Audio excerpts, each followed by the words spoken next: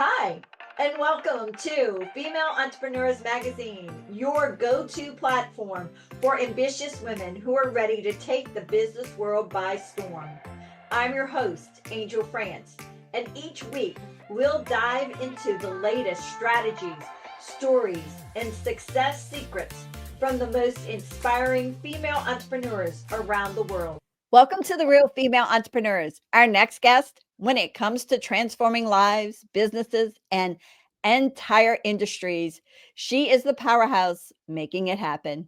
With 2 doctorate degrees, 100 plus awards, and a career spanning finance, education, and leadership, she's a force to be reckoned with.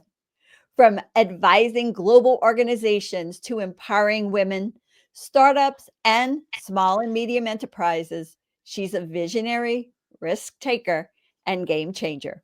Whether she's mentoring, speaking, or leading, one thing is for sure: she's here to make an impact. Help me welcome the big, visionary, bold action taker, and unstoppable force for impact, Dr. Faith Nyamukapa. Hey, welcome. Oh my God. Thank you so much. Thank you so much. Pleased to be here. Yeah, and we're talking, you're in Zimbabwe. Isn't that amazing? I'm in Africa. Yes, miles, so many miles away from you guys. Yeah, but it's amazing. I love it. I love the fact that we all can make such global impacts that we're doing as females. Very true. Very true. Yeah. So, what inspired you? Something had to happen, all right, that inspired you to make the impact that you're making, to become the female business leader that you are around the world. What happened? I think for me, I'm always a person who is more attached to people and communities. And where I see a problem, I'm always there to give a solution. So to date, when people get to have challenges, they are referred to me by organizations and people. So it's more of the passion in me that drives me to transform people, to transform communities and institutions out there. So that passion has continuously been increasing. Once in a while, when you're motivated and you see other people doing it, and when you work with other people in the same field, you are always inspired to bring a smile on people's faces. Oh, I love that. But you didn't start out that way. What did you think that you were gonna do? I mean, you have 2 doctorates. What did you think you were gonna do getting the degrees that you got originally? I'm a figures person. I love my figures, maths, and then diverting into community development and working with communities in the NGO. It just came along the way. And more so, I think I didn't want work that involved me staying in the office 24/7, but I wanted work that would allow me to see the world in a different perspective, to meet people, to talk to people, to converse, to see the reality on the ground. So that's where also my interest got birthed, to then say, let me see what's out there, rather than doing what really I've been trained to do. So, in any perspective, be it business, be in the family, be at work, we all live in communities. And all these communities have problems. So I decided to then say, let me be a problem solver in the best way that I can. So being a problem solver, you have to be out there. You have to meet communities. You have to connect with the community leaders. You have to hear their concerns and see how best you can offer a solution. Because at times it's not always about money. You cannot give money all the time. At times it's just a listening ear. People would require a listening ear and also require advice. And then say, okay, this is how we better handle this problem or handle this challenge. So that's where I could see myself also being involved with people, being involved in communities at the end of the day. I just see you as a multidimensional problem solver, 100%.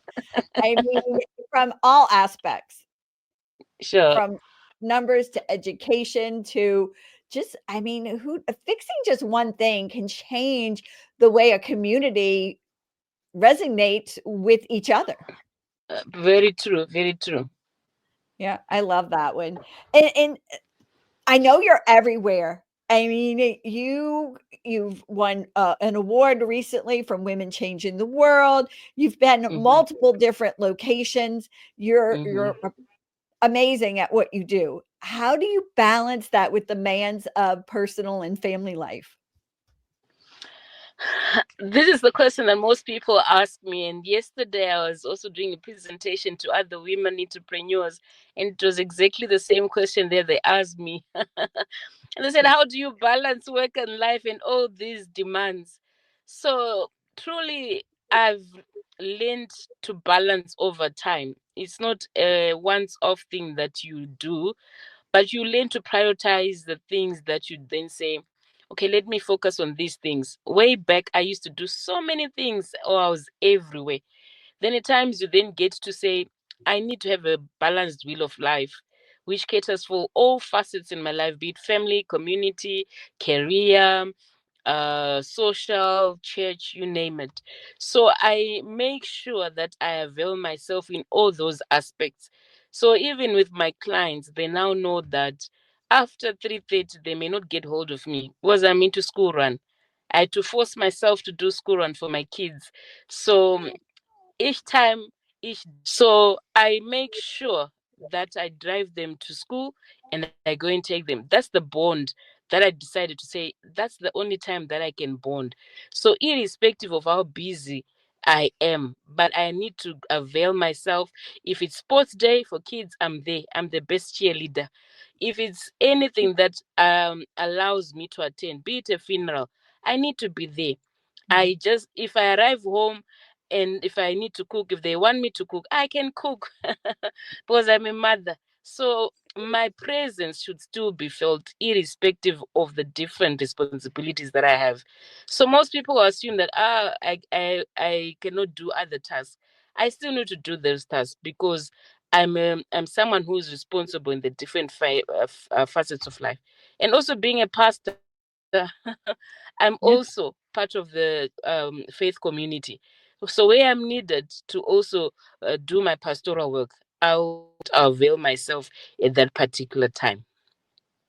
Yep. So you're just like what needs to happen that moment is what's going to happen, correct? That's how I look Yes, at and life. what I cannot do, I can delegate. So if I Mm. find maybe there are other speaking engagements that come and they are clashing with what I have, I can refer them to other women in my network. I freely share information. I freely connect people. So if there are other speaking engagements that I may not really avail myself, I can then share them within the women in my community and then give them also another opportunity to rise and to be seen out there. Oh, that's amazing. I love giving other women the opportunity to do things. That is amazing. I love the way you do that with others. You Thank you so share. much. Yeah. Hmm. You're just a giver. And don't you find the more we give, the more it comes back to Yes. us? Hmm. Very true. Very true. Yep. All right. Mm. So, what advice do you have for other women who are trying to grow their business? The biggest advice that I'll give them is to try. It's good to try than to always contemplate on starting something. um just start whatever that you have. Most people may say, I don't have capital to start, but I'll say no, your skills are capital. You can even start a business without money. Your what is in your mind can help you start. A pre-order can help you start something. So procrastination is what has really limited most women out there in business, because they'll say, I'll do it next year, I'll do it next year, but time is moving. You cannot really rewind the time. You just have to plan and start on something. So visual, I love doing the vision boards, because each morning or each time when I see my vision board, I'm inspired, I'm energized to do something and to work towards what I would have set for the year. So whatever you put your mind on, whatever you've set yourself to do, go for it. Failure is part of success. Even if you fail once and you fail twice, learn on that failure. What is it that you have learned, which will also help you to rise up It's the attitude that you have after failing. Always learn from that failure and then improve as you go. We got light action. Now I'm in light. I didn't want people to assume that Africa is full of darkness. That is cute. So, what advice do you have for other women who are trying to grow their own business at this point? The advice that I'll give to them is that as women, we always rise together by supporting each other. It's always ideal for us to collaborate and to work with each other. I've seen women who always want to do things alone and never want to share ideas or share opportunities. But it's always good to find people who share the same vision that you have, learn from them, find a mentor who will hold the hand with you towards that vision that you have. Because you cannot really reinvent the wheel. Someone out there has already started something that you're doing. But how can you package your service and product at the end of the day that will make you stand out? Because out there it's overcrowded, but there should be something that's unique. God created us in different ways. How uniquely you are can also be seen by how you offer your service and even by your personality at the end of the day. Yeah, definitely. I mean, lots of people have magazines, but mine's just like fun and it's my personality and it spotlights you like there's no tomorrow. And that's my goal. So, yeah, everybody has a unique skill. I mean, and my True. personality is out the box. Hello. And what you do is Perfect. unique too. So, knowing what you've learned so far in business and doing what you do, what would you go back and tell your 18-year-old self? I'll tell my 18-year-old self that you made the right decision to become an extrovert. I used to be an introvert. I never wanted to speak or to be seen in the public face. I was too shy. I really had my own space in my quietness. So I can go back and tell that in that space that I think I did myself justice in growing out and seeing the hidden potential that I had so that I could be a voice for the other women out there. So if I never took the stance to be bold, to stand out, to speak on behalf of others, to be a voice for other girls and women out there, I was never going to be who I am today. I was still going to be in my own cocoon, in my own comfort zone, hidden in that space, and never wanting to be seen by anyone. Wow, that's amazing. That's good. I like that because getting out there is key and helping others is key. And, and standing out. That's how you do it. I love that. Oh my Mm-hmm. God. Very true. What's one key strategy that has helped you advance in your business? What has really helped me advance in business is the power of networking. I've grown networks through the work that I do, and at the same time, um, seeing other people doing it and learning from them. So, in most cases, you find businesses they're not always that rosy. Even during COVID came, and then it shook so many businesses, some closed. But it's always about how do you survive in the thickest times of moments, and how do you strategize even after a failure? How can you then take up yourself as a business and still provide the service or improve the service that you have? So basically, that's what I have to say. And thank you for bringing that up because, don't you feel that when the struggle's there or when the failure comes is Hmm. when we learn the most? Yes, yes, very true. You always learn through experiences. So for me, I've learned so much through experiences and being hands on. So you find gone are the days when you can do business over the phone, but when you have that relationship with your customers, your clients, and you are always there for them, it creates a bond and a long lasting relationship than just doing business over the phone. How best can you connect and still retain the best customers at the end of the day? Thank you. for sharing. That's amazing. So, what are some future plans that you have that we need to keep an eye out for you? Um, my plans are to expand. You find one of the business that I have is into education. So once you're done with our PVO registration, our plan is to grow, to spread our wings to the region and work with other communities out there. So education is always on my heart, and also trying to catch them young as children, because these are our future leaders. So if we cannot really mold them in the right direction when they're young, we are really not doing justice to our children. So the more I get to expand my work out there, the more souls I get to save, the more future leaders I get to empower as Mm, well. wow. What about if you had a superpower for 24 hours? What would you do? Come again? If you had a superpower for 24 hours, one day, what would you do? What I'll do, I'll just prepare. Yeah, it can be a podcast or a radio show that will connect me to the whole world, and I'll just speak for that whole day.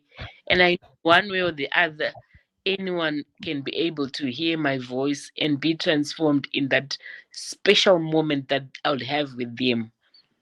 So it Wow. not really be limited by distance or location. Anywhere, anytime, I can still empower anyone. Yeah, that connection is key and making an impact in other people. I mean, that's your God-given talent is just to make that impact for others. And I mean, you see it in everything you do, every word you speak, it just oozes out of you. I love that. You, So, what's one fun fact about you that not a lot of people know about? I love to sing Oh, you do? and dance. That's the fun part of me. And I always drag my kids to teach me how to dance. And they always laugh. But all the same, yeah, I love to dance. Well, you know what? That's what keeps us young and fun, right? Yeah. All right. And even I remember a few weeks ago when they had the consultation at their school, and they're like, Mom, we really need to see what you're going to come wearing at our school. Otherwise, we won't let you enter the school gate. I'm like, oh, really? And yes, we need you to look young and smart. And they're like, okay, I understand. All right. Do you have a favorite book? Yes, I do have my favorite book.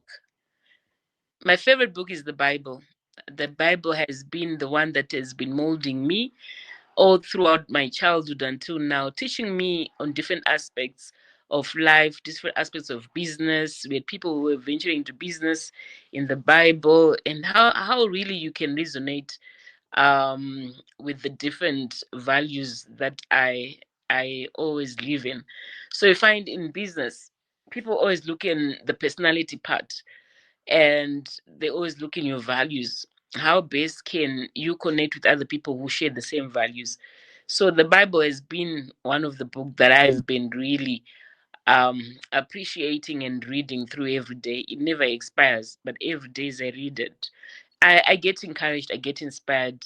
Even in business, you can wake up just feeling low, but then if I read a verse, I get motivated, I get energized, and yeah, I can see the day in a different mood. Yeah, well, so you brought up personalities in the Bible. One of my favorite things with the Bible is actually doing the DISC personality test based on the Bible character. Wow. I, have you ever done that test? I haven't. I think I need to. You've opened Yeah, to. it's a really cool thing to see how your personality resonates with a character in the Bible and how you actually fulfill different visions based on your personality. It's really cool. Oh, oh, thank you for that. I'll do it. Yeah, go ahead. All right, a song. Do you have a favorite song? My favorite song. Yes, I do. I think it has since changed from the time I listened to one few weeks ago. It talks about being excited for this year. Like I feel it in me that this is my year. So there's a song that was sang by one of the youthful guys here, like Gorerino. It's in our mother language, like this year. They is someone who's appreciating and thankful to God on how the year has in store for them, the great things that are ahead of us, that God has in store for us. So I believe 2025 is a good year for me. Just looking at how it has started and evolving of events and opportunities, it's a great year for me. Do you know the specific name or song? The name of the person or song? Tembalami. Tembalami is the artist based in Zimbabwe. Okay, thank you. Do you know the specific song name? Gorerino. It's in our Or mother language. okay, thank you. Thank you. I'm gonna try to find it. All right. All is well. All right. Your favorite quote. My favorite quote goes like this: climb, you have to climb the mountain. Don't climb the mountain uh, for the world to see you, but climb the mountain for you to see the world. So in most cases, when you rise up, it's more about the ego, but it's not always about the ego. It's about how you see things at that angle, that you can really make an effort to impact, but not really for people to feel you that you have risen up there. So even if you rise up there, you still need to come down to the level of the people in the different spheres of life that you are in. Wow, beautiful. And how do you stay motivated? I stay motivated by listening to music. I love music. Music I think it does something to my soul. So even if I'm low, if I just play worship music or even secular music, I feel energized. So, and also getting to go to places like even the events. When I get to an event, environments have also something that helps you to boost your energy and your yourself. So places and music really helps me to stay energized and motivated. That's amazing. And how can our audience stay connected with you? The audience can stay connected with me through various ways of communication. I think each time when I'm standing and I'm talking, there's something about an aura. When you walk in a room, for me, I know at times when I walk in a room, I can connect with people without saying anything. So you can carry an aura along with you that allows people to connect with you automatically. How they see you, how you smile, and how you dress. So in most cases, I've stayed connected to people by how I carry myself, by my personality, by who I am. I'm for people. I always show up, and I have a listening ear at the end of the day. Yeah. So, can do you have a website or social media that they can stay connected with you? Yes, I'm there on social media. If they go on LinkedIn, I'm there. They can search for my name, Faith Nyamukapa. On Facebook, I'm there. On Instagram, I'm there. I'm always there. They can reach out to me. Awesome. Thank you. And is there any parting words you want to give to the audience? What I have to say is, as women, God created us in our different capacity. We can carry a baby over 9 months and give birth to a baby. So we have the power to nature a seed and give birth to the outcome. So in most cases, we have the power to nurture the ideas, the dreams that we have. So never underestimate the power that we have as women to nurture the dreams that we have, the ideas, to bring them into reality. The world out there is eagerly waiting for us women to continuously impact the world, be there in the leadership positions. If we cannot stand up for ourselves, who else will stand up for us, for ourselves? We have the voices. Let's voice out for those who don't have voices, and those who really would want to rise in life. So as women, united we stand and divided we fall. Let's always unite. Let's always see each other as sisters, irrespective of location, background, nationality. Let's show care and let's show love, because mental wellness is very key. You may never know, you can help one sister out there just by saying something positive, and they feel really boosted, and then you find their mental status is stable. Thank you so much. Uh, Dr. Faith Nyamukapa, you were amazing. Thank you for being here. Thank you for having me. I appreciate. Bye. Thank you so much for tuning in to this episode of Female Entrepreneurs Magazine. I hope you found inspiration, actionable tips, and a sense of connection with our incredible community of driven women. Don't forget to hit that subscribe button, leave a review, and share the episode with fellow entrepreneurs who are ready to elevate their game. Remember, your success is just the beginning, and we're here to support you in every step of the way. Until next time, keep shining, keep thriving, and remember, you have the power to create the business and life of your dreams. Stay inspired, and I'll see you in the next episode. Bye.